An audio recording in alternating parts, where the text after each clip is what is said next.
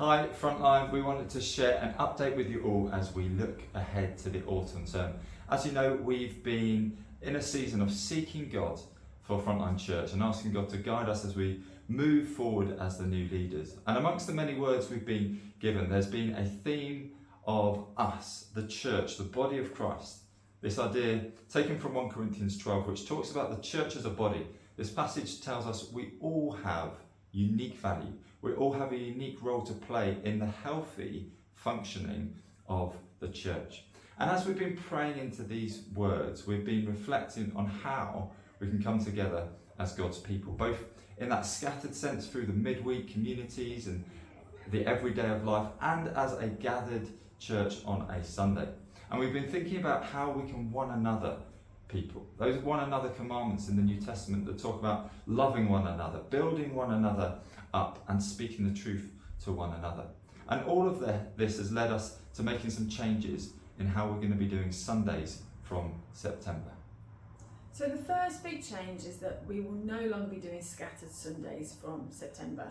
Jack and I have been totally behind scattered Sundays as we've done them for a number of years, and we are still totally committed to us as being a missional people and being a missional church. We've loved the idea of making time and space in our rhythms to go out of the church building, to connect with one another as a family in different ways, and to share our faith with others. But we feel it's time to acknowledge that while that's worked really well for some communities, and there's been some brilliant things that have happened, other communities have really struggled to find scattered rhythms that have worked for them. So we feel the time has come to say a huge thank you to everybody, particularly to our missional community leaders who have worked so hard for so many years to come up with and organise various scattered activities. There's been so much good. Our faith has been shared with so many people in so many different ways, and we've been able to connect as a body differently. But we have decided that we will bring those to an end from September. Yeah, so from September, no more scattered Sundays. There will be a service for everyone on that second Sunday of the month at 10:30 at Wavertree.